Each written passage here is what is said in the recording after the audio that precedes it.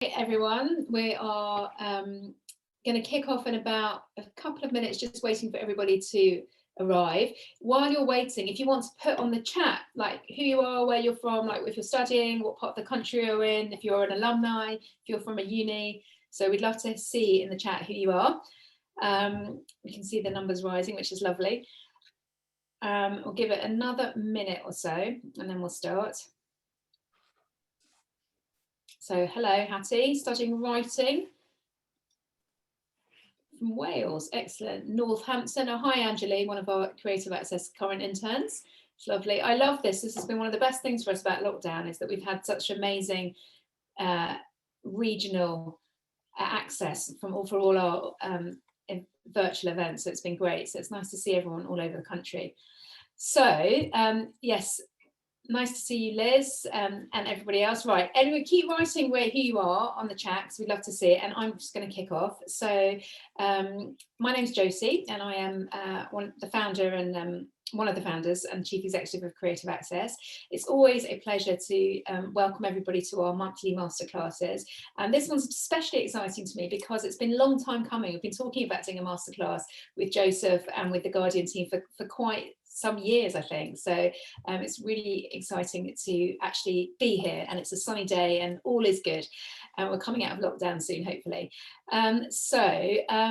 Just a couple of very quick housekeeping things. If you have any questions that you'd like to ask the panel, I know lots of you have submitted them in advance, but if you have any during the conversation that spark your curiosity, please write it in the Q&A function at the bottom, not in the chat. We're looking at the chat. Hi, Sharon, and looking at everyone on there. But the Q&A is where you need to put your questions in. You can see on the slide here that we put our tag, which is @_creativeaccess. We'd really love you to follow us and to tag us if you do any stories. We will be live tweeting, and we will be doing an Instagram story as well, and we'll also do a write-up tomorrow on the website, and you'll be able to see the full recording of the session. But if you want to pass it on to any friends, so you don't need to scribble too furiously, you'll be able to catch it afterwards. But we would really love you to follow us.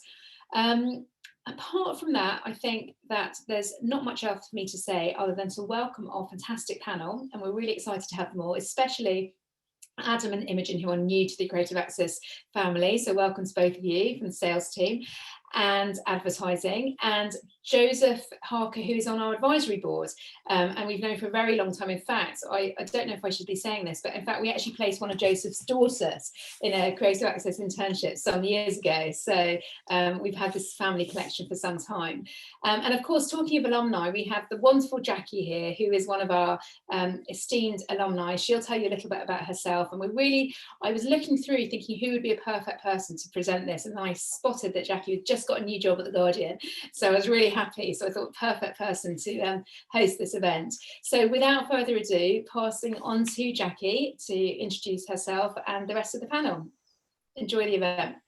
Thanks, Josie. So yes, hello everyone, my name is Jackie Otagbaragu, because I know you're wondering how to pronounce my surname.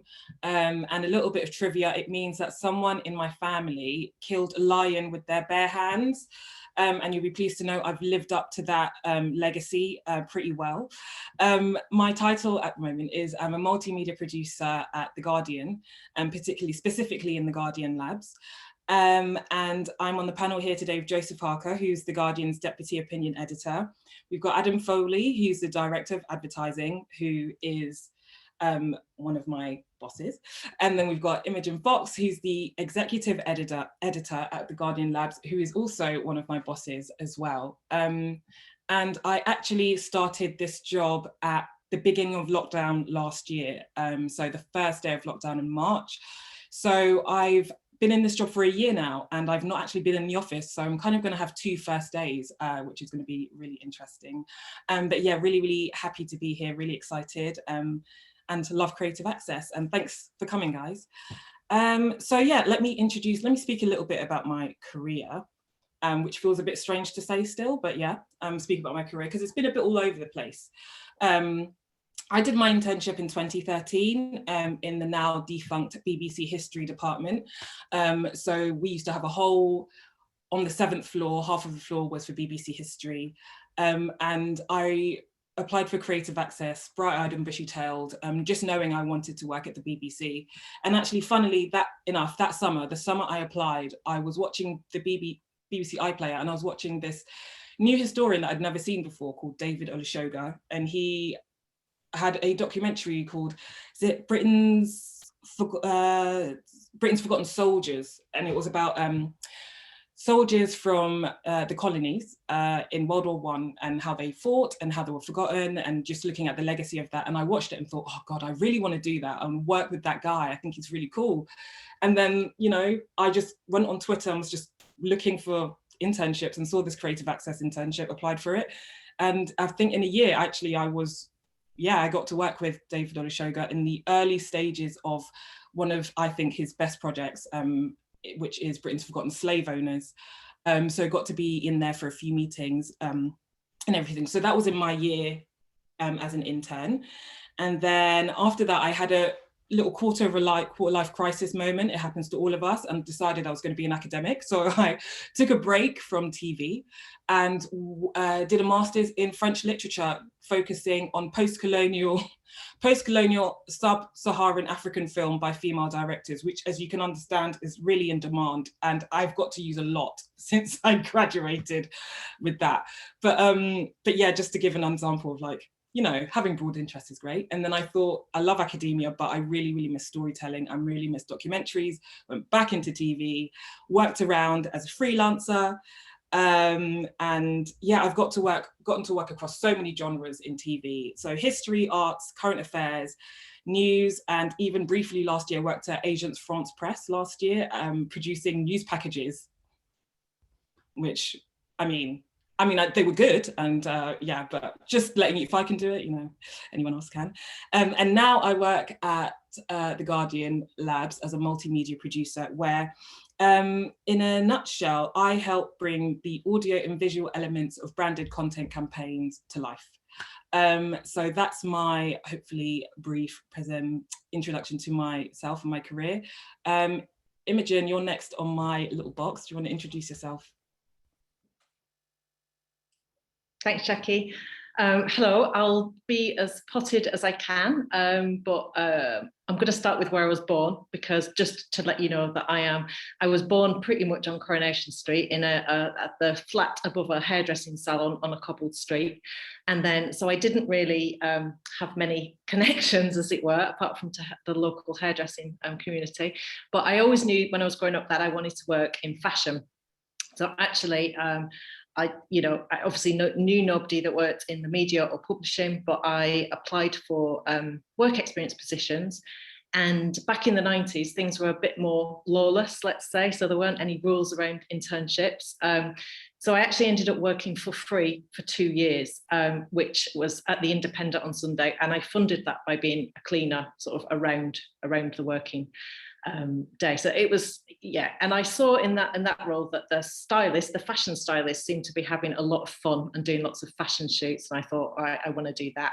I don't want to do this writing stuff. It's boring. It's much more exciting to do the pictures. So I started to do that, and I worked at teenage magazines for a while as a stylist, going around the world doing fashion shoots, which was fantastic, really, really good fun. And then after a while, in my late 20s, I thought, actually, that writing was quite good fun. So I applied for a job via the website, which is, now I know from employing people how hard it is for people to get through the website application. So I was very lucky. But and I started to work at The Guardian on the fashion desk, where I started my career here as the assistant fashion editor. And then I kind of rose through the ranks and became the head of fashion. So running that department that produced shoots and words, and across digital, across print, across like the whole of The Guardian and bits of The Observer as well. And then, you know, the power of suggestion. Somebody sort of said, there's this job come up in the advertising department where you can apply what you know about brands, but kind of to make money for The Guardian. And I was like, no, I don't want that. And then the more you talk about how you would do something, I kind of thought, actually, that sounds brilliant. And lots of people say to me, and Joseph is probably one of them who might say it to me, when you do the switch from editorial to commercial, oh, you've joined the dark side, like, the bad side. But actually, I'm much happier in this job, because I think the route that I took, like doing fashion, it's very much to do with brands, and it's a big part of that world. So actually, I could apply those skills over into our advertising department. So now I run the sort of all the content bits. So obviously, Jackie's team and all the kind of people that produce articles and photo shoots and all the branded content that we have at The Guardian. So that's what I do now. Thank you, Imogen. Could we have Joseph? Could you introduce yourself as well, please? Hi, thanks everyone. Thanks Jackie and Josie and everyone at Creative Access. It's very good to be able to sort of give back, because I think, I've known of Creative Access for a long time, and it's done brilliant work for a lot of years, for a long time now.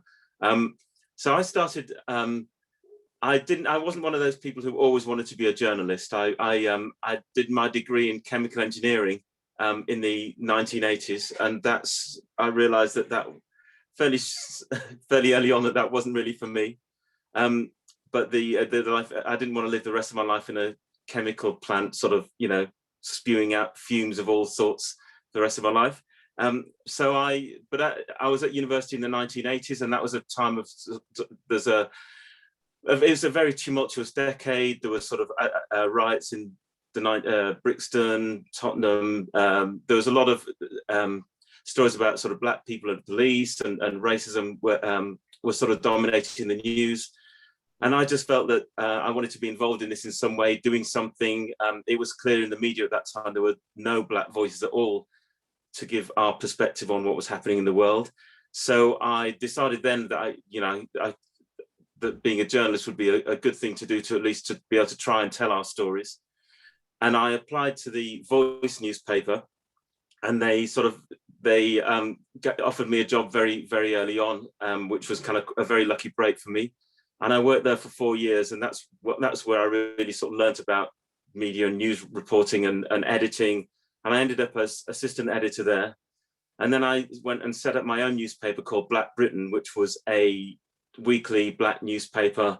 It was aimed at being a sort of mid-market paper rather than a mass market paper like The Voice was, which gives me some sympathy, Imogen might not realize, with the actual, the money side, because I realized then that, the journalism, that newspapers are not all about the journalism. There are so many other aspects to newspapers and what makes media organizations successful, chief of which is bringing in money in order to survive, which unfortunately I wasn't very good at during my own publishing era. But after that newspaper lasted a year, folded after a year, and then I came to The Guardian, where I'd made contact with The Guardian due to having worked in South Africa while I was at The Voice, and I'd made contact with Guardian journalists then. And I came in to do a 2-week sort of placement to help out on the features desk for a couple of weeks, and that was in 1992, and I'm still there. So it was a bit of a, it was one of those things. It just, there were no, in those days, jobs weren't advertised. There was no, it was within the media then, it was like, if you're the right kind of person, then you will automatically know about these vacancies. And there was no interest in bringing in outside voices. So I got in sort of very lucky just because of the random connection that I managed to make. And I started out as a sub-editor on the education section.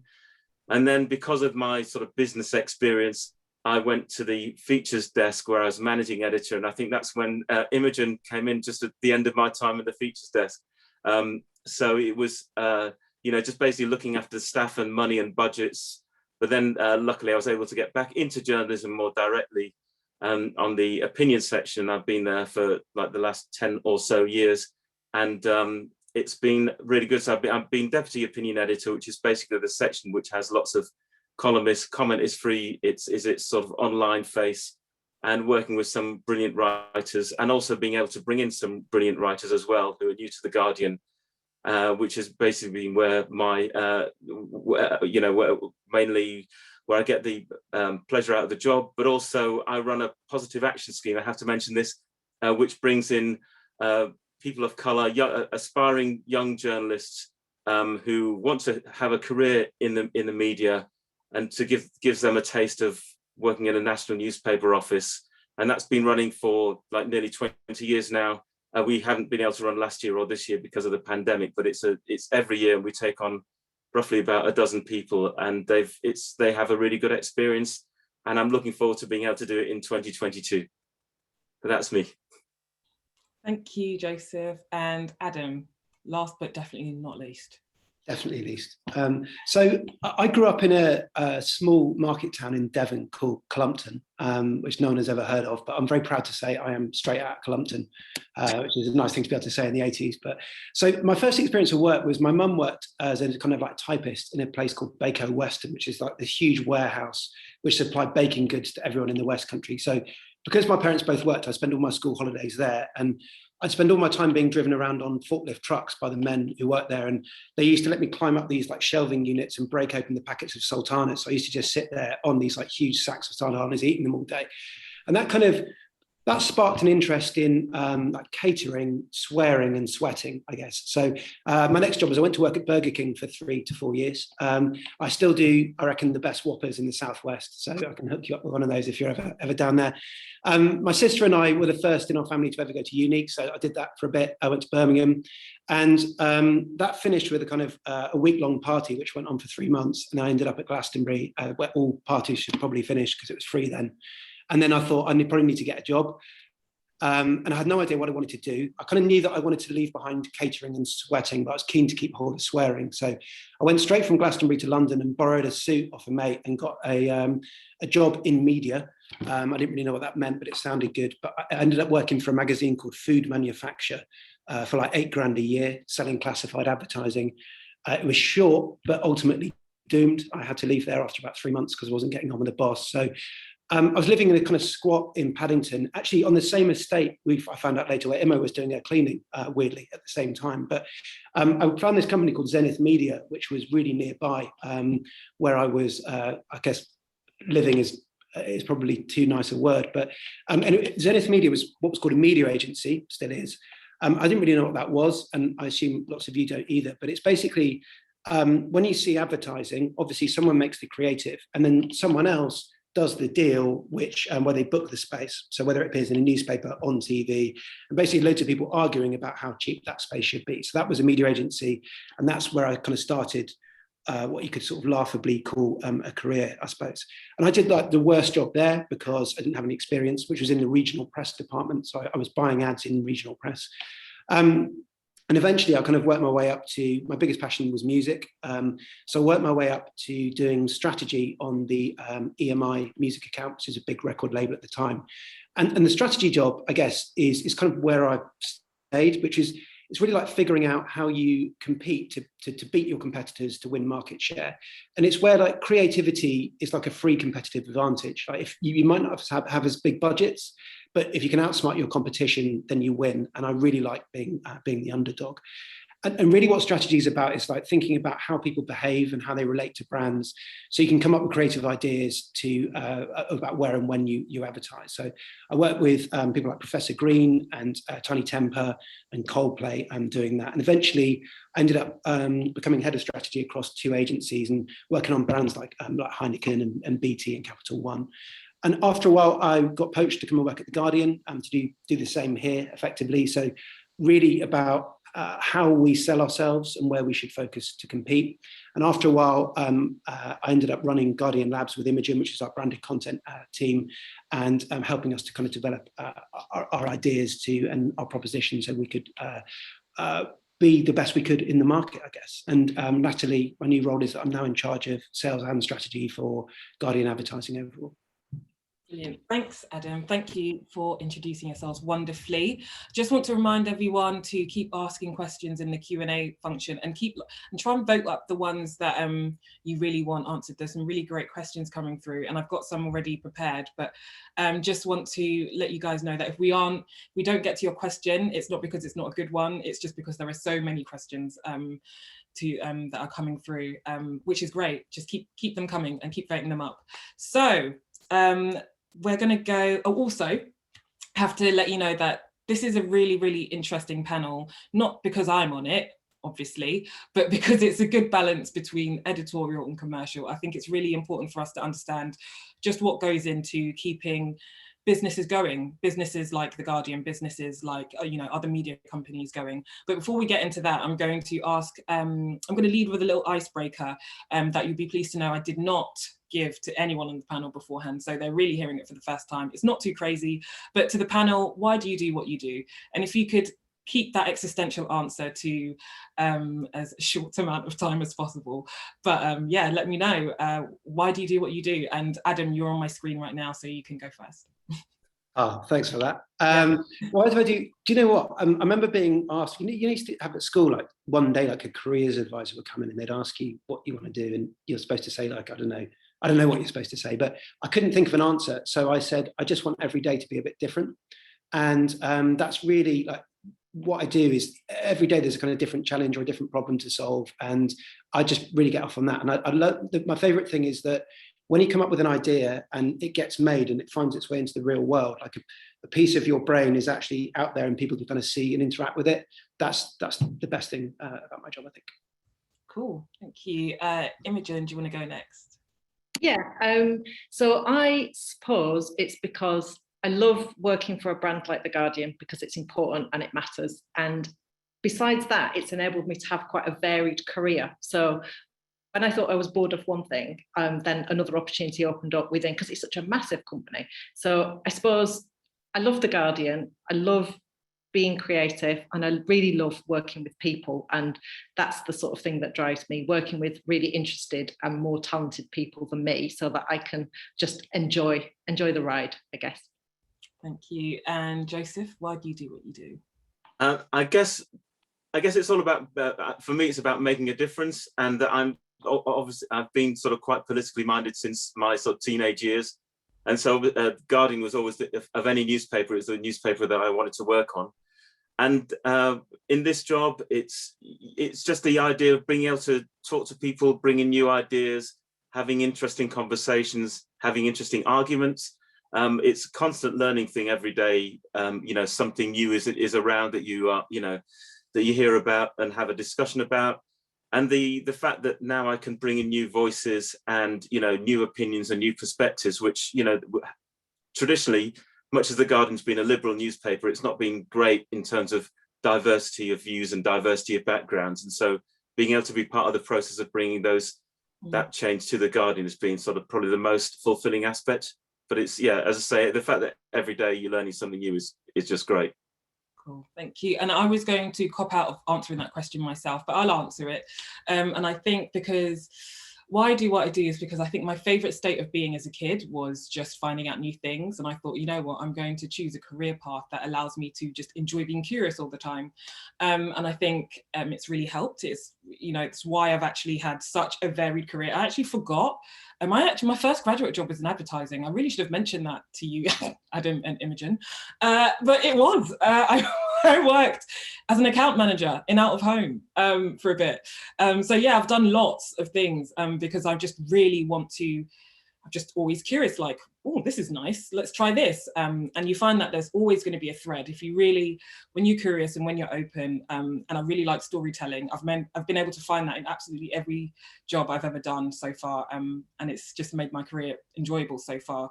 So we're going to get into the nitty gritty of it all. I will start with, what does it take to keep a business like The Guardian going? And I'm going to ask you, Adam. So, I mean, it's a really, really good question, because The Guardian, we're facing a kind of a general threat from people, which is, by and large, people expect more content for free in the world now. We've got out of the habit of paying for media a lot of the time.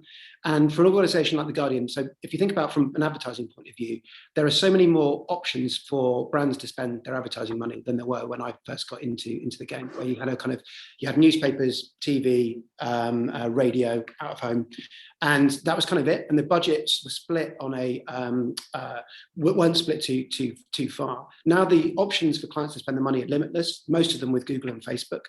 who kind of hoover up like 80% of all of the advertising money. So to constantly remind people what the Guardian can do for brands and how we can connect with people, you are fighting for kind of share of voice against such a wide perspective. When I think about in Guardian Labs specifically, the branded content team that we've run, is when we started working on this, our competitive set was like the Telegraph and the Times, because they're like similar organizations to us, I suppose.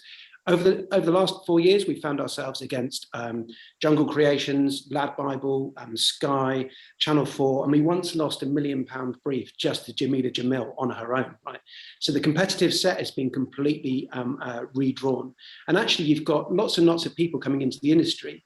And, you know, to Joseph's point, who the Guardian has been around for 200 years in May, but actually our history is kind of, it doesn't necessarily mean as much to younger people coming in, or they don't show it the same kind of level of respect, because they see the world in a different way, and you have to earn your place amongst a new audience every time.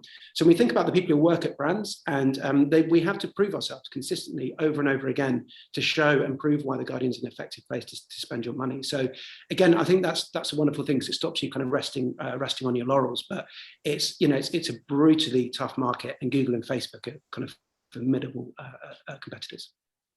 Thank you. Next question will be for you, Joseph. So this might seem quite simple, but I think sometimes the simplest questions are the best. Why do we need an opinion column in The Guardian? Why is that so important for us? Well, I think, you know, news stuff happens, and then it's how we interpret the news is what's important. Like, for example, yesterday, Priti Patel announced a new government policy on refugees and asylum seekers.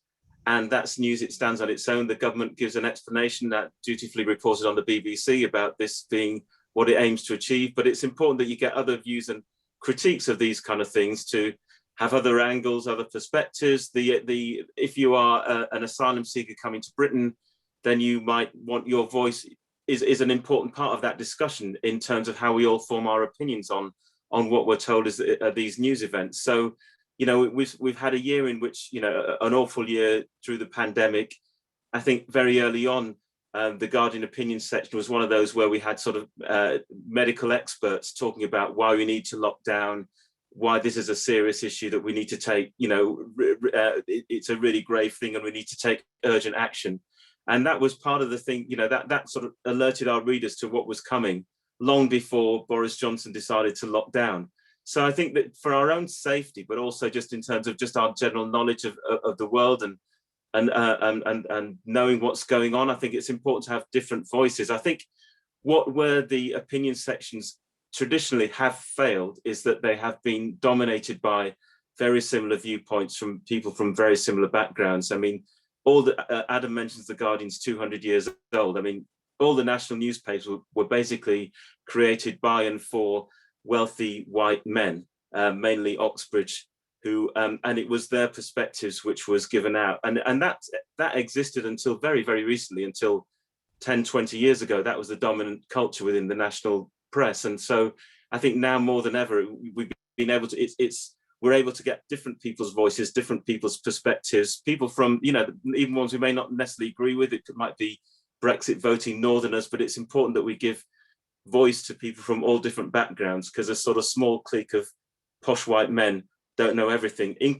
Clever as they are, they don't know everything. So I think that in a way, so for us to understand the world better, for us to understand every different people's perspectives from all the people who make up the country and the world, I just think it's a really key element. Cool, thank you. And guys, keep asking questions in the Q&A section. I've had lots of questions about how do I get an opinion pieces? What do I need to do? Don't worry, stick around. I'm gonna ask that question last, so you guys have to stay. I'm not gonna ask it now, I'm gonna ask it later, so you can stay engaged. But yeah, thank you for that, Joseph. I want to ask you, Imogen, because we've had quite a few questions coming through that have talked about, well, one, I'm sorry, wait, what's her name? Sabano, I hope I'm pronouncing your name correctly, asked, what steps would you recommend to move from the corporate world into the creative industry? And now, whilst I know, Imogen, you didn't start corporate, but you moved from one genre to another. And in my career, I think I've been really cheeky, actually. I just moved across genres. I was like, this sounds nice. And I just applied for it. And it's their fault if they don't want to hire me, because I know I can learn it really, really quickly. Because essentially, I personally feel like all jobs, or most jobs within the industry that we work in, have a similar sort of end point, and that is just telling a really good story really well, honestly. So that personally has given me the sort of motivation to just try different industries, move from documentaries to current affairs. You know, anyone that works in TV, it's very, very siloed. So I've been specialist factual, then I'd move in current affairs or whatever. And now I'm in advertising. And as I said earlier, I had to learn new skills on the job. And I say I've learned them pretty well. You can ask my line manager, but she's not here. But yeah, so I was wondering, Imogen, if you had any more tips for people like that, starting somewhere and then just trying to make that leap into somewhere else. How do you navigate that? I think it's a few things, actually. One is like just what you said, Jackie, which is just about being open-minded, so that when you hear a suggestion, don't immediately think, not for me. Just sort of immediately think, well, could I? You know, like be open to suggestion. And the other thing is that, like, ultimately, lots of jobs are founded in common sense, and lots of experience that you've had can relate to a different job. So for me to go from fashion to advertising, it's like, what do I know about brands and how neurotic they can be about the way their logo looks, or about, you know, if you say something bad about their catwalk show. So I know that, so that when I come and work across here for, you know, like a brand like, let's think, anyone, you know, like Oatly, like they're going to be really really protective of their brand. So it's about applying skills that you learn in one sector to another one. And don't be afraid as well to speak up if, like, you know, don't get siloed into thinking, oh, I only know this thing, because actually what you know from your business can be really easily applied. And the thing that we don't do enough, all of us, is just sort of say, but why is it like that?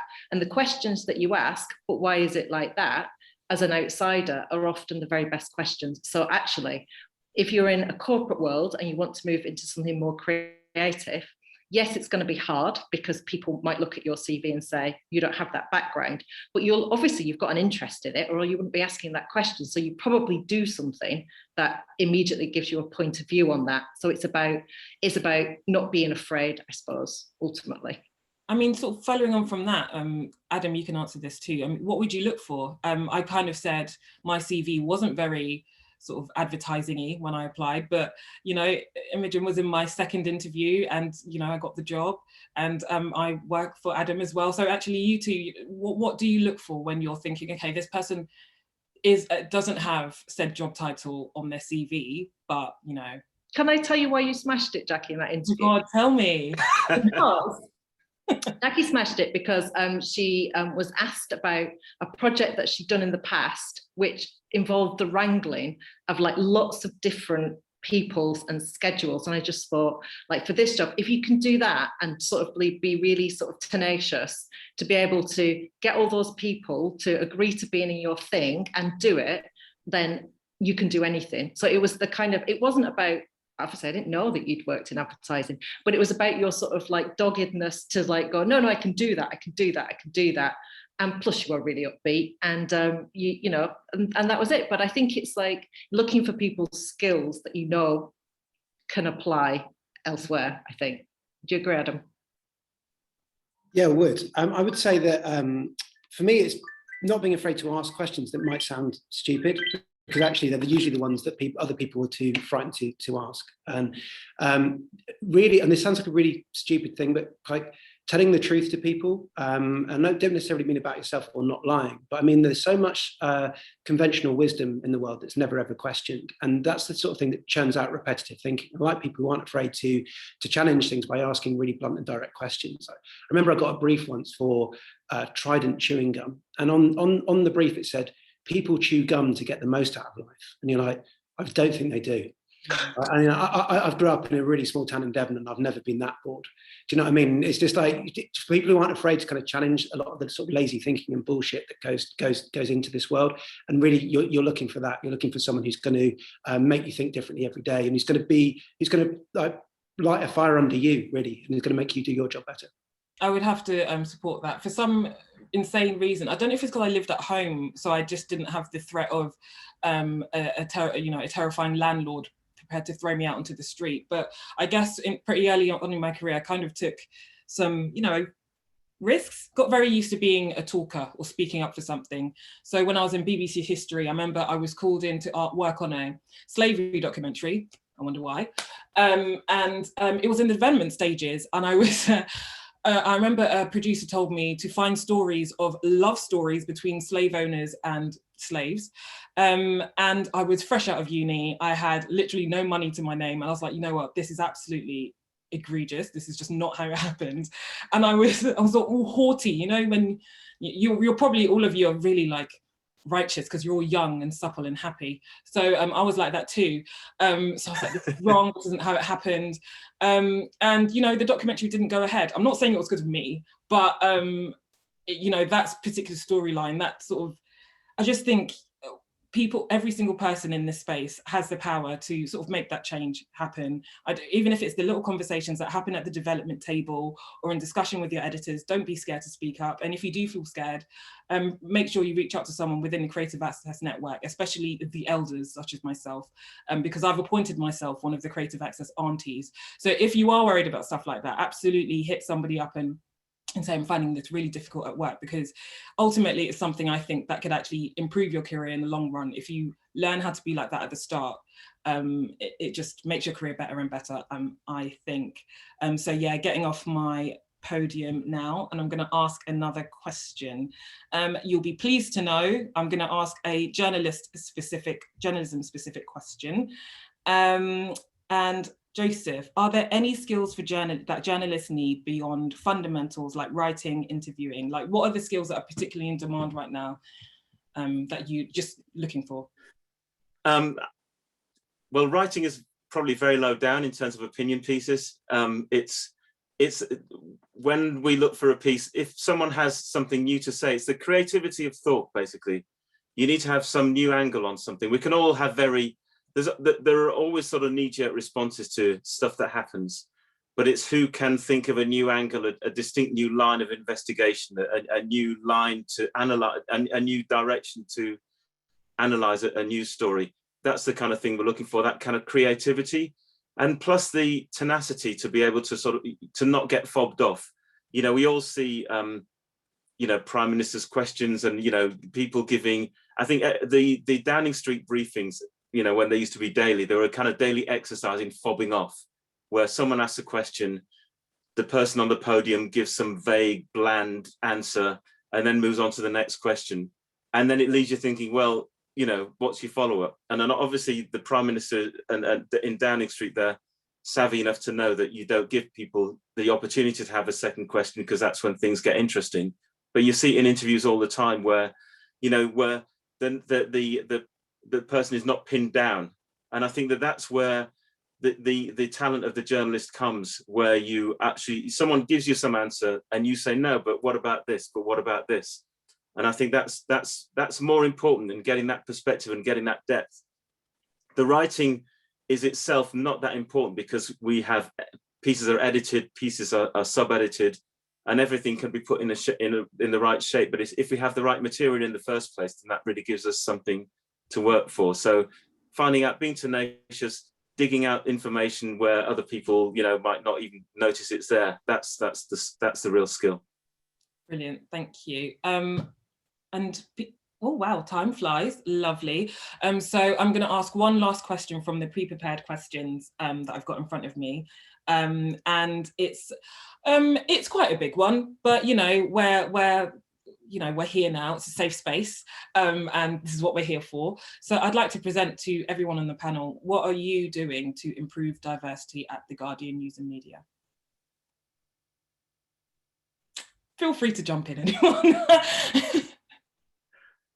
Maybe Joseph, you can go first because you're still on my screen. Okay, fine. Well, anyone at The Guardian would be bored with me from banging on about this for about 20 years. But it was really interesting what you said about getting into a news. Sorry, I might go on. This might be a very long answer, so do feel free to cut me off. But the experiences you said you had when you first started out in journalism with that first slavery documentary that people wanted to make, and that was I've come from the black press, where we've been writing about racism and inequality and needing to do something about it, and then I come into the Guardian, which is this very white, very Oxbridge organization, and you know, it's like they're all very clever people, they all know lots of stuff. And and I was obviously the most junior person in the department. I didn't, you know, whenever I tried to raise issues, it was like, well, you don't really know. You know, we know what we're doing. We've been doing this for centuries. This is how we do things. This is our successful formula. And who are you to come in and try and change things and to give your voice? And it was only in 1999, I can say February the 25th, 1999 to be precise, the day the Macpherson inquiry came out and had this this term institutional racism, which was for the younger members here, that was the investigation into the murder of Stephen Lawrence, who you'll have probably heard about. And and that was a day when I could then at least start to challenge the Guardian and say, what about here? We have a very white organization. There are no people of color in any senior positions. What are you going to do about it? You say that you're a liberal organization. What are you doing? And that put the Guardian leadership on the back foot. And from then I sort of got together a group of, well, what was then about a dozen Black and Asian journalists in the Guardian. We had a meeting, we organized, we had a meeting with the editor. We put our issues to him. And basically since then, it's been this sort of, started kicking on the door then, and I've been sort of kicking on it ever since, that you know, when issues come up, I try and raise them. I tend to pick my battles, so I don't go in there every day ranting, but I try and raise things. I mentioned the positive action scheme, which started a couple of years after that Macpherson inquiry in '99. And then there's been lots of other things when editorial coverage has fallen sort of below what I think it should do, when people of color have been reported in a certain way, which sort of exposes sort of stereotype thinking, for example. And you know, we had another moment last year with the whole Black Lives Matter thing, where, you know, it was another time for us, the journalists of color, we got together and pushed this agenda again. But it's a thing. The more the Guardian is by far and away the best British media organisation for diversity and inclusion, but the Guardian still has a long way to go in terms of achieving real equality. And it's a daily thing, and it's the kind of thing, you know, we push forward training and anti-racism training and unconscious bias training, but we're at the stage where there's, you know, I think it's commonly accepted that there is a problem. It's also commonly accepted that having a diverse organization is better, and having different voices is an actual bonus. Whereas when I started, if you were from a different background, then you had to basically hide yourself, hide your background, and try and mimic what a posh white person would do. And but it's a kind of it's an everyday thing, and you know, it's an ongoing struggle. But you know, I'm doing the best I can. Thank you, Joseph. You are, you definitely are. Everyone is. I am too. And actually, I want everyone to sort of be reassured that, yeah, you aren't alone. There are people ahead of you, sort of having these really tough conversations and sort of doing that. So hopefully the more it goes on, the easier it gets. And before I pass on to Imo and Adam to answer, I just want to say that in my department, well, one thing I noticed, the team I'm on, it's 3 of us, video, we're all women, which is great. The first time I've ever been in a predominantly female environment. So I'd say the part of labs I work in, part of commercial, is really just loads of women everywhere, which is great. So that helps with diversity.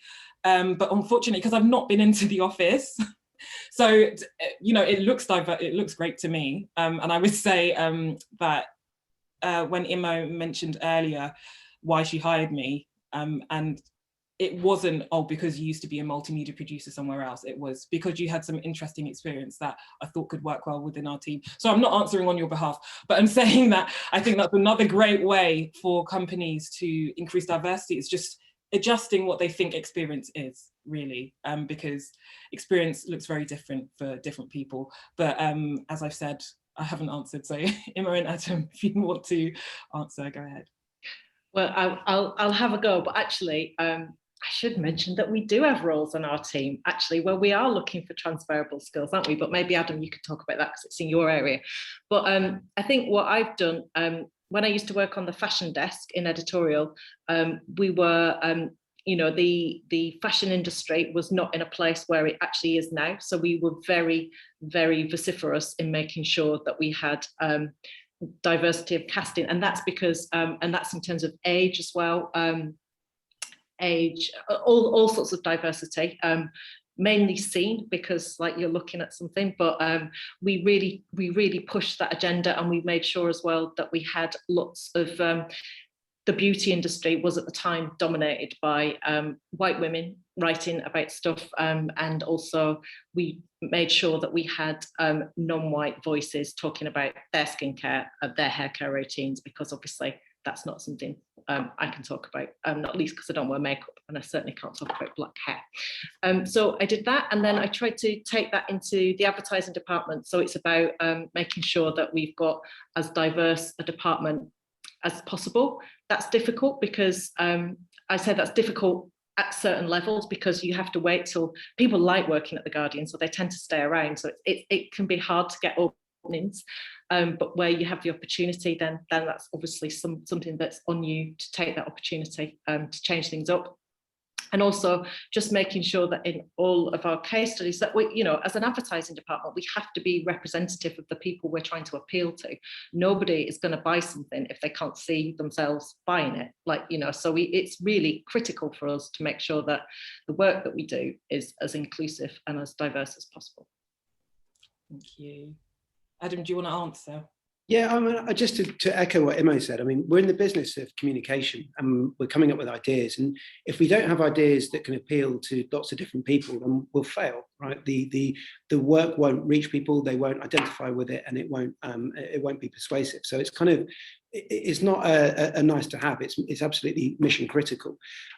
We work with Creative Access. We've got 4 people from Creative Access working within the department, and 2 of those people joined us 2 years ago and are kind of flourishing. So we want to do that more. We are going through a recruitment process at the moment where actually we've got an understaffed team within our sales team. We're looking for account managers, but we've had to pause. So we've recruited some people, but this is an opportunity to bring diversity into our team. And although it's really difficult, because what you want to do is fill the vacancies as quickly as possible so people aren't overstaffed, but we've had to just say, look, stop.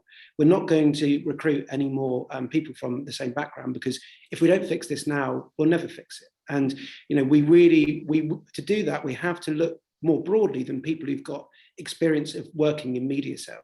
Right? I'm not particularly interested in that. I want people who can think differently and who are persuasive and charismatic and interesting. I don't really care where they've worked before. So if anyone wants to apply for any of those roles, we'll be absolutely delighted to hear from you, by the way. So and that's it. You know, we have to have a representative advertising department. We have to be able to speak the same language as the people who are customers, the people who we're trying to advertise to, and so on. So it's not, this isn't a nice to have, it's not a tick box. I think the biggest issue we face, and Imogen kind of alluded to this, is that if you want to fix your ethnicity pay gap, you need to fix senior roles, and actually you can't keep bringing people in at entry level. That's, you know, it's one way to kind of maybe make the work function better, but in terms of actually making a big difference and having the people who can kind of really influence the way it works, and having people for people, because diversity is one thing. You can put together a more diverse department and people can look at that and go, here's the numbers. It's really inclusion, which is the next step.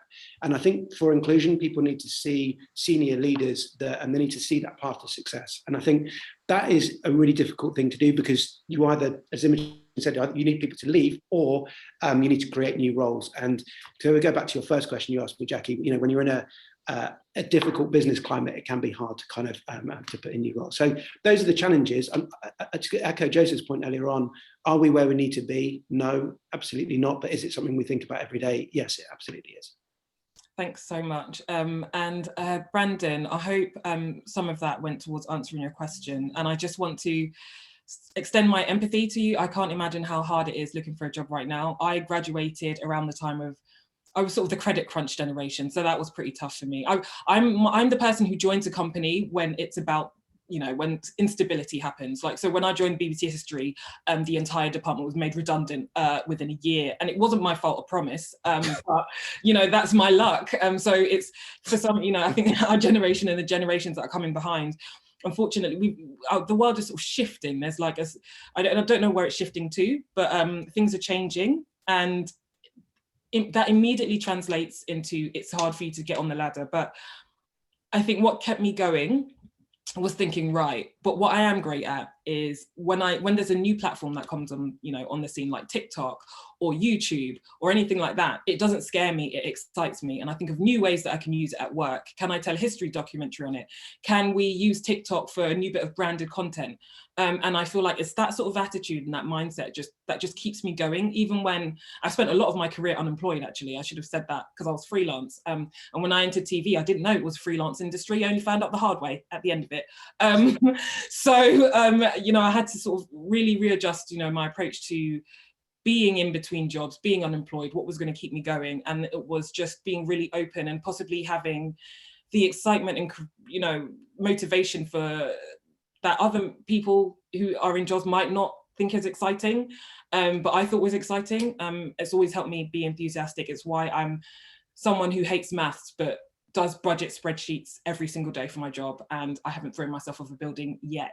So I hope, Brandon, that has gone towards helping you out there, and anyone else in the audience who's really struggling with finding a job right now, if it helps, just stick with it, pick up new skills. Take this probably the only time in your life that you can lazy around and watch daytime TV. You know, sometimes I miss that. I mean, I also love working, Imogen and Adam. But, you know, it's just really embrace change. I also read a really interesting thing, I think last year, that when you're in the shit bit of your life, that's actually the best time to start a new hobby or a new skill, because everything's a bit off. So you don't have any, you don't have a routine. So you just try something new, and then your mind can sort of latch onto it, because it's like, okay, everything's up in the air, here's a new thing. So hopefully that, I know it's a bit of an ephemeral answer on my part, but honestly, that, hand on heart, that has been what has kept me going. How much time we've got? 5 minutes. Okay, the bit you've been waiting for, some quick fire journalism questions at you, Joseph. Essentially, I've got, what's the best way to pitch an article if you haven't got a byline yet? How do I get seen if I want to write an opinion piece? How do I become a freelance writer? How do I get my name in The Guardian? I want to write a piece. I've got something to say. I want people to hear it. How do I do that? Okay. Well, if it's an opinion piece, and probably there are lessons for other sections too, but the first thing I'd say, maybe 4 points. First, the headline. Think of a snappy headline. How can you sum up what you want to say in about 10, 15 words? And that's the first thing that will attract the editor's attention. The second thing is how you'd expand that, how you'd make a piece out of it, which angle you take, which line you take, and so an editor can see, oh yeah, that's an interesting idea, and I think you're going to look into this in the right kind of way. Thirdly, especially if you're a new writer, say, why me? And that's the kind of crucial thing that you have to overcome. Always say who you are and why you are the person to write this piece. An editor needs to know that he or she can trust you, that you know what you're talking about. So don't pitch a piece about what should happen, how the vaccine rollout should take place, unless you've got a sort of medical background or something like that. We need to see that you've got a certain amount of experience or expertise in the issue that you're talking about. And fourthly, if possible, and maybe for an opinion piece, it's easier than for a feature, but you could just write the piece.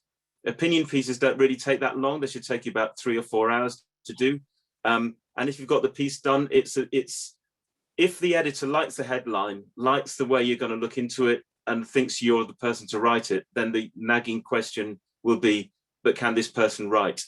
And then if you have the piece there written and sent it, on display for the editor to look at, they can give you a quick decision and say, yes, this is what I want. And the advantages of doing that are, if you do get a rejection, then you can at least find out which hurdle did your idea fall down? Was it that they didn't like the idea, they didn't think you were the right person to write it, or they didn't think it was well enough written? But obviously things change if it's a rapid if it's a sort of quick fire response you've got to something that's in the news, you won't have time to write the piece first and just do the first 3 points. But if you do have time, if it's an anniversary coming up or an event that's coming up that you have advance warning of, then I would always say writing the piece can be advantageous. And it's always good to write a piece anyway to get the practice. And then even if the Guardian opinion section can't take your article, then hopefully you'll find somewhere else that can take it. Brilliant. Thank you, Joseph. And right, I've got lots of questions that for some reason I'm just going to fire through. I promise I'll do it quickly, Joseph. How can you make sure you're not pigeonholed? Chamomile, I don't know how to pronounce it. Don't be. I was being pigeonholed in TV, so I left it. I think it's important for everyone to have their hard boundary, and that helps you keep ownership of your career and keep your integrity. What's your hard boundary going to be? What are you not going to do? And then what's the sort of insurance? So my hard boundary was, I'm not going to make anything more about slavery. I'm sick and tired of it, especially if the director is a middle-class white man who doesn't have anyone black in his life. I wish I was speaking not out of experience, but this time last year, I was in a forest in Orpington filming reconstructions of slavery, and I was like, yeah, I've had enough.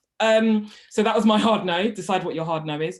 What is the best way to work out what your niche should be? I don't think you should have a niche. I think actually we're going in the way of no niches. Be as open as possible. Be like a sponge. You guys are really, really young. I think the worst thing to do right now is narrow your career down. I'll just say, so Jackie, on that point, I just say, like I say, it helps if you have a specialism, but it helps even more if you have lots of specialisms. So have multiple niches, but be an expert on many things, but don't just, and it goes to the other point, don't pigeonhole yourself as a Black woman or whatever it happens to be, but make sure that you are able to, that people are aware that you can write about a whole range of things. Yeah, try and pick really unusual niches. Like my niche is being a millennial who's really into plants. I don't know if any of you've come across that stereotype. Really, really uncommon. That's my particular niche. What's the best way to get started into journalism and make connections? Joseph, maybe you'll be able to answer this, but I'm going to say if you're here, you're part of Creative Access. I've got one of my friends, my best friends, like, she just got a new job at the Financial Times. I don't really know what her job title is because she's my friend and you don't really, but it's a really, really great job title. And that's within the Creative Access Network. I would really push you to email Josie and be like, can you just introduce me to someone? Josie will help you. You know, there's so many people in the network. I've got so many pals and we're all really, really willing to help. So do that. I don't know if you've got any tips for Caroline, Joseph on that, but I think that's... apart from say, with the Positive Action Scheme, which we will be restarting next year, is for aspiring young journalists and gives a great experience within the Guardian, where you spend 2 weeks, you spend time on lots of different sections, and you also have a mentor who'll be an experienced journalist of colour. And it's helped lots of people build their journalism careers so far. But otherwise, just keep pitching ideas. I think it's a really undervalued thing. We have coming up with the idea is really important. Writing the piece is really important. But pitching is just as important a part of the process. And I think that's where a lot of people often fall down, because they just don't get that right. They don't keep going. They're not tenacious. They get one rejection, they give up. And just keep pitching. Brilliant. Thank you so much. Yeah, don't worry, Josie, I wasn't going to ask another question. I feel for you because there's so many amazing questions. Yeah. I can see Anya and Lau and all these amazing people and Tom, and I really want to answer all your questions, but we unfortunately don't have time for that. But I'm sure that if you tweet Joseph or Jackie, Joseph's at Joseph Harker and Jackie's on at Jackie Otag, then they will do their best to help you. But I just wanted to say 2 things before we go. First of all, Jay's put up this slide now, which is very kind of her. This is our next masterclass on the 29th of April, 5 p.m. If you're interested in festivals, this is going to be a brilliant one. It's run by it's being hosted by the Manchester International Festival, which is one of the most amazing international, incredible festivals with theatre, art, live events, dance, like absolutely anything you can think of, and it's a really exciting event coming this summer. So we're going to hear about how that all gets put together. So if you're anywhere in the country, obviously not just in Manchester, do join us for that event. Before I then go, I just wanted to thank everyone, the panel for today, because I am truly overwhelmed. What an amazing, I mean, listening to all of you, Imogen and Adam, I loved hearing about your roots in, both of you, absolutely incredible stories. I mean, moving from fashion to what you do now, it's so interesting to hear about transferable skills, and also really thrilled to hear that you've, of course, still got our 2 alumni working with you, and that there's jobs in your team. So thank you for pointing that out. And like you said, Jackie, actually, it's really great to have the mix between editorial and commercial. I think people, you know, sometimes get quite single-minded when it comes to the Guardian, they're thinking of any editorial, but there's so many amazing opportunities, and it was really lovely to get the opportunity to hear about some of those today. Joseph, thank you as ever. We love listening to you. You're just a font of all knowledge. And Jackie, it was just wonderful. Auntie Jackie, we love having you with us. You were, and we love the plants. We can see that you are indeed a plant guru. And it's just great to hear you are just a fantastic chair, and we're really proud of you. And thank you, all of you, for coming and for joining us. We will put a recording of this if you do want to catch anything up. And have a lovely evening, everyone. And we'll speak to you soon. Bye.